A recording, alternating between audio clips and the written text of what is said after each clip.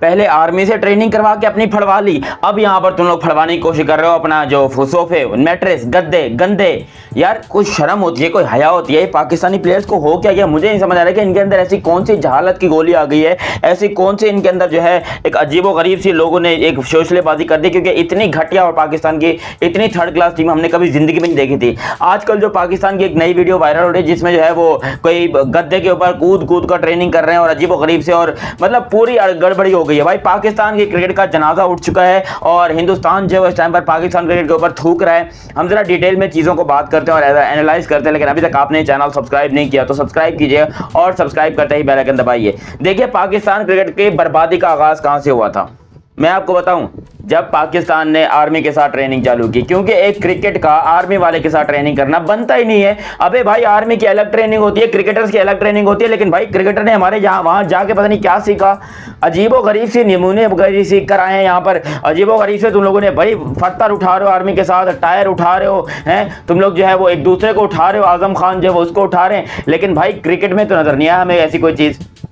ना क्रिकेट में तुम्हें जो है तुमने कोई बंदा उठाया, ना तुमसे बॉल पकड़ी गई, ना तुमसे वर्ल्ड कप में खेला गया, ना तुमसे T20 वर्ल्ड कप में खेला गया, तो तुमने आर्मी के साथ ट्रेनिंग की किस चीज की थी? मुझे तो अभी शक हो रहा है रिजवान के ऊपर, बाबर के ऊपर, क्या ऐसा क्या किया इन लोगों ने कि आर्मी के साथ इन लोगों को ट्रेनिंग जो मिली है उसका गलत इस्तेमाल हो गया, इनके साथ कुछ अजीबोगरीब से काम कर दिया आर्मी ने, प्रैंक कर दिया इनके साथ ट्रेनिंग के नाम पर। क्योंकि लग रहा है जिस तरह से बाबर की चलने का स्टाइल या रिजवान के चलने का स्टाइल है, थोड़ा सा दाएं बाएं हो रहा है, सिस्टम थोड़ा उनका हिल रहा है, तो पता चल रहा है कि इनके साथ आर्मी वालों ने कुछ गलत ही काम कर दिया। बिकॉज ऐसी घटिया परफॉर्मेंस, ऐसी लानती परफॉर्मेंस दोनों की तरफ से, किसी एक को मैं नहीं बोलूंगा, ये दोनों जो बाबर आजम और मोहम्मद रिजवान है, दोनों ने पाकिस्तान टीम का बेड़ा गर्क किया है और इन दोनों की वजह से आज पाकिस्तान इस नतीजे पर पहुंची है कि पाकिस्तान को गालियां पड़ रही हैं। फिर वर्ल्ड कप में बेशरम बाहर होने के बाद, जब वर्ल्ड कप में बिल्कुल ही लानती परफॉर्मेंस दे दी और बाहर हो गए, अब इनकी एक नई वीडियो जारी हुई है जिसमें ये गद्दे के ऊपर कूद कूद कर प्रैक्टिस कर रहे हैं। और वो गद्दे पता है कौन से हैं?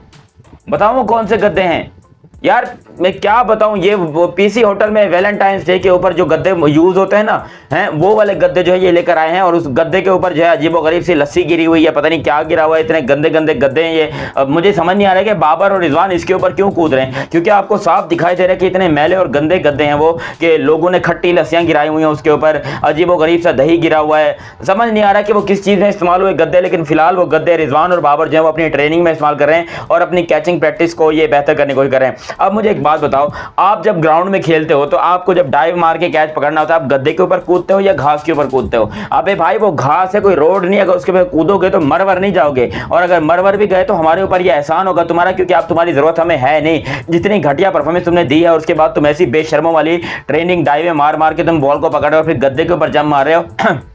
अबे गद्दे के ऊपर तो कोई भी जंप मार लेगा, किसी 10 साल के बच्चे को बोलोगे तो वो भी कर लेगा। तुम लोग इंटरनेशनल एथलीट समझते हो अपने आप को कि हम जो है वो दुनिया के बड़े इंटरनेशनल एथलीट हैं, हमने इंटरनेशनल मैचेस खेले हुए हैं, हम पाकिस्तान के बड़े ऊंचे दर्जे के खिलाड़ी हैं, इसलिए हम गद्दे के ऊपर कूद कूद कर प्रैक्टिस करेंगे। अबे गधो, तुम लोग क्यों गद्दे के ऊपर प्रैक्टिस कर रहे हो? मैं पहली दफा देख रहा हूँ कि भाई कोई गधा जो है वो गद्दे के ऊपर प्रैक्टिस कर रहा है, क्योंकि ये पाकिस्तान के प्लेयर्स गधे नजर आ रहे हैं, इनमें कोई भी अच्छे खिलाड़ी आपको नजर नहीं आ रहे।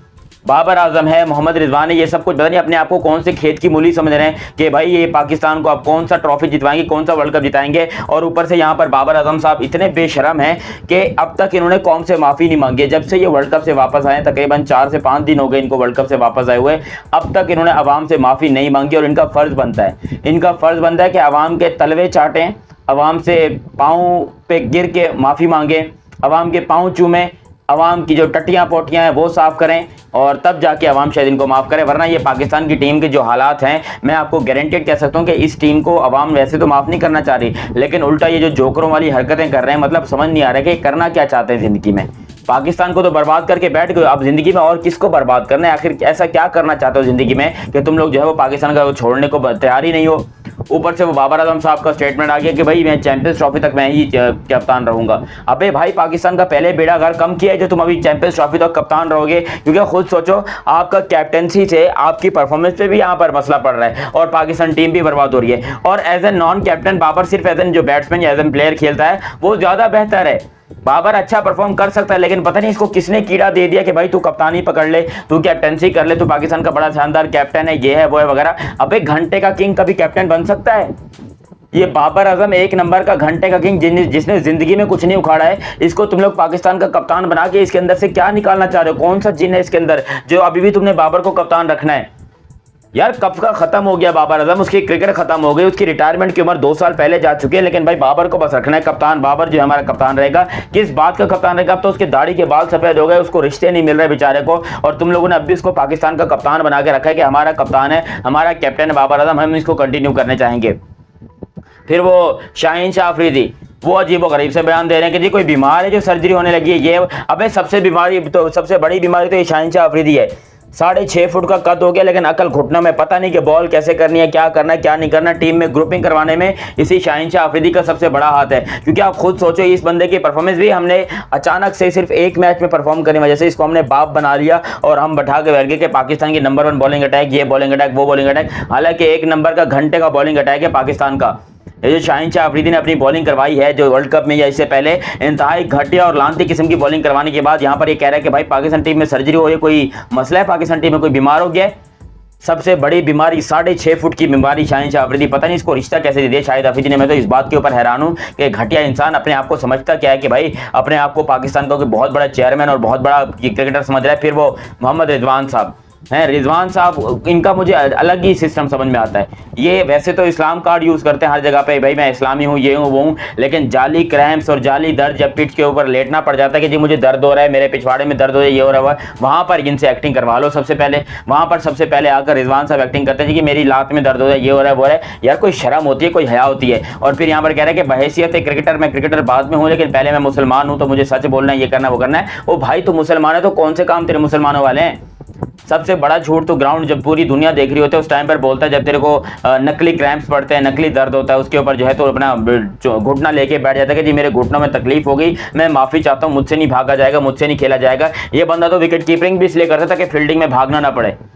इंतहाई सेल्फिश और लानती किस्म का इंसान है ये हमारा बाबर आजम साहब। फिर पाकिस्तान टीम के चेयरमैन, पाकिस्तान क्रिकेट टीम के चेयरमैन जिनका नाम मोहसिन नकवी है, ये कह रहे हैं कि भाई पाकिस्तान टीम को बड़ी तब्दीलियों की जरूरत है, क्योंकि पाकिस्तान टीम में बहुत ज़्यादा गड़बड़ी हो गई है पाकिस्तान में, मुझे समझ नहीं आ रहा कि हो क्या रहा है। तो भाई साहब मैं बताऊं, सबसे बड़ी गड़बड़ी की ही आपने। आपका दूर दूर तक क्रिकेट से कोई ताल्लुक नहीं है, आपने कभी जिंदगी में बल्ला हाथ में नहीं पकड़ा हुआ, आप कभी ग्राउंड में नहीं गए हो, और आप जो है पाकिस्तान क्रिकेट बोर्ड के चेयरमैन बन गए हो। और उसके बाद आप फ्री का ट्रैवल कर रहे हो, कभी आप इंडिया जा रहे हो, कभी आप यूएई जा रहे हो, कभी आप युगांडा जा रहे हो, कभी आप इथोपिया जा रहे हो, कभी आप बारबाडोस जा रहे हो, कभी अमेरिका जा रहे हो। तो ये करना क्या चाह रहा है ये मोहसिन नकवी? अपने आप को पीसीबी का चेयरमैन बोलता है, तो पीसीबी के चेयरमैन का क्या काम होता है? वो क्यों यहाँ पर जो है इस तरह की हरकतें करते हैं? ये फिर कहते हैं कि हमको बुरा मत बोलो, हमको उल्टा पुल्टा मत बोलो। ओ भाई तुम्हारी हरकतें उल्टा पुल्टा बोलने वाली, तो कैसे ना बोलें? पाकिस्तान की क्रिकेट का बिल्कुल बेड़ा गर्क करके लिया, और इसके सबसे बड़े जिम्मेदार यही चारों हैं, रिजवान, बाबर, शाहीन और मोहसिन नकवी। ये चारों बंदे ऐसे हैं जिन्होंने पाकिस्तान क्रिकेट को बर्बाद कर दिया और पाकिस्तान क्रिकेट को घुटने पे लाके खड़ा कर दिया, और शर्म इनको फिर भी आती नहीं है। बाकी आप लोग भी अपनी राय कमेंट सेक्शन में दीजिएगा, और अभी तक आप लोगों ने चैनल सब्सक्राइब नहीं किया तो सब्सक्राइब कीजिए और बेल आइकन दबाइए। मिलते हैं अगले वीडियो में, तब तक के लिए आप मुझे दीजिए इजाजत। अल्लाह हाफिज़।